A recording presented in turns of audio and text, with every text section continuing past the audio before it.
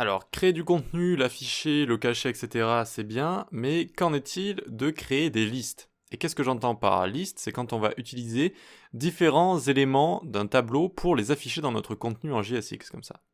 Petit rappel sur notre JSX. À chaque fois qu'on crée un élément ici, c'est vraiment pas de l'HTML, c'est vraiment pas de l'HTML, c'est du JSX, c'est une notation spéciale en JavaScript, et chaque élément ici va en fait, lorsqu'il va se faire compiler, être une méthode react.createElement, et donc ça va créer ici une div, et puis à l'intérieur ça créera une autre div et un autre bouton, etc. etc. Dans le JSX, on peut mettre des expressions, 5 plus 5, ça va afficher ici 10 par exemple. Une expression, c'est le contraire d'une déclaration. Donc par exemple 5 ici, c'est une expression, c'est une valeur en fait, si vous voulez, une expression c'est une valeur, alors que if true, tac, tac, tac, ce n'est pas une valeur, c'est une déclaration ici, d'accord? Là, en fait, ça ne va pas retourner une valeur ici, ça va pas retourner une valeur. If true, ça va juste loguer ici, ça va loguer ici QSD, etc. D'accord? Ce n'est pas une valeur, c'est une déclaration. C'est la même chose avec les boucles for, etc., etc. Donc, le JSX, en fait, pour en venir, ça accepte les expressions comme ça, et pas les déclarations. Et ça accepte ce qu'on met depuis le début ici, c'est-à-dire des éléments, pseudo-éléments HTML, en fait, des pseudo-éléments HTML. On appelle ça du sucre syntaxique parce qu'en fait ça va se faire compiler en méthode React, react.createElement, etc.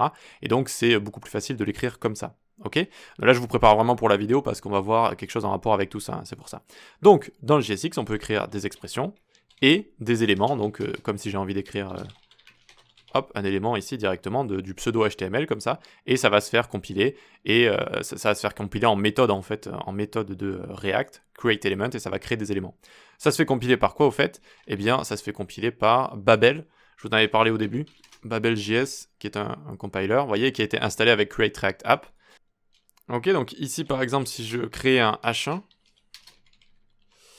hello world, tac, vous voyez qu'en fait ça va le compiler en react.createElement, un H1, null, hello world, comme ça. D'accord? Donc c'est vraiment ça qui va le compiler. Et si j'écris quelque chose à l'intérieur, un paragraphe par exemple, imaginons juste pour la forme, et ici normalement je vais voir que vous voyez que ça fait react.createElement, et dans cette méthode appelée, je vais avoir un autre react.createElement s'il y a des éléments les uns dans les autres.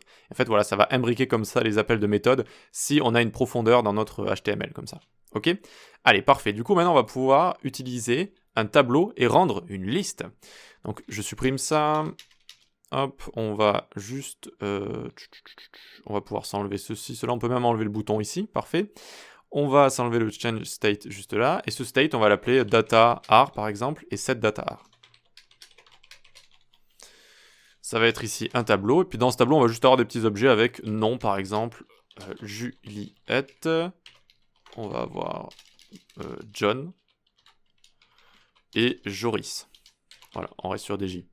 Très bien, donc là on a ça arrive assez souvent de travailler avec des données en React qu'on peut recevoir depuis une API, depuis une base de données, depuis plein d'endroits, ou qu'on peut même utiliser en front directement comme ça.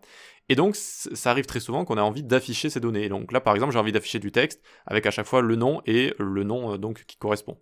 Comment je fais?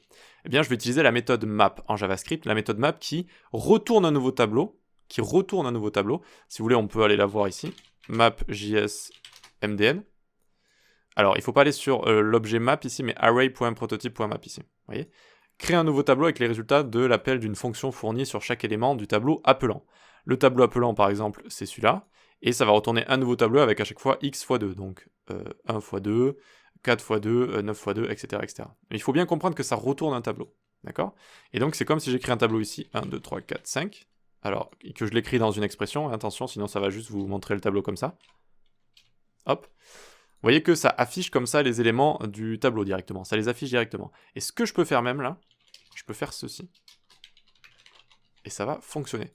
Vu qu'on est dans du JSX, ça fonctionne. Comme je vous l'ai dit, ça accepte soit une expression, soit comme ça un élément directement, un pseudo-élément HTML, et ça va l'afficher. Parfait.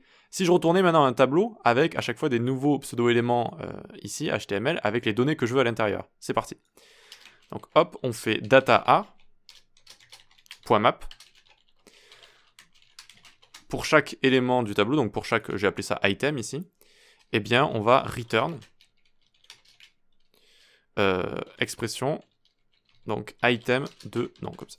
Ou même on peut écrire nom de point item de nom. Donc on a bien nom Juliette, nom John, nom Joris juste ici. Ok, ça fonctionne, on a réussi à faire ça ici. Ça peut paraître un peu étrange ce qu'on est en train de faire là, mais c'est vraiment très utilisé cette méthode map pour venir en fait créer un nouveau tableau avec à l'intérieur, tout simplement.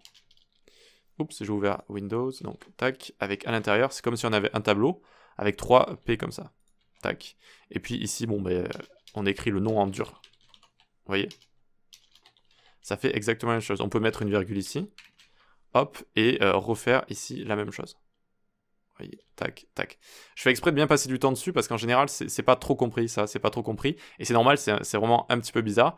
Mais donc, le JSX ici va être interprété quand vous avez un tableau avec des éléments intérieurs. Soit ça montre les éléments qui y a à l'intérieur, soit, vu que c'est des pseudo-éléments HTML ici, eh bien, ça va se faire compiler en cette méthode JS create react.createElement et ça va créer comme ça les éléments qu'on veut directement. Voilà. Il ne faut pas oublier que map retourne un tableau, du coup avec à chaque fois un paragraphe à l'intérieur. Vous voyez, avec tous les paragraphes à l'intérieur qu'on veut.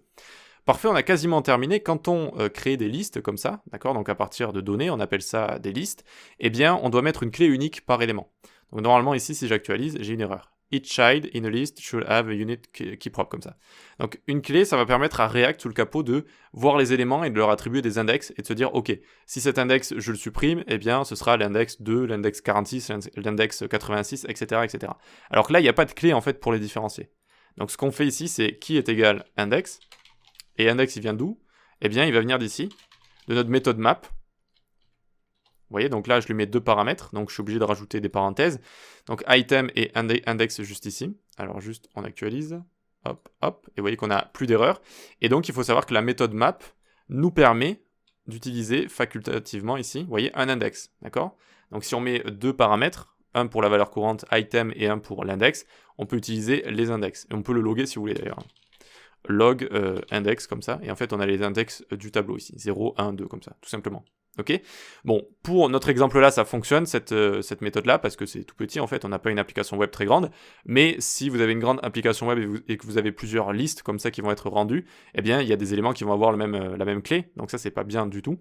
Donc je vais vous montrer avec le projet To-Do List qui arrive comment on met des ID uniques, notamment avec une petite librairie qui s'appelle UID, qui permet de mettre des ID à 10 chiffres et lettres uniques et donc d'avoir forcément des éléments qui auront des ID uniques comme ça.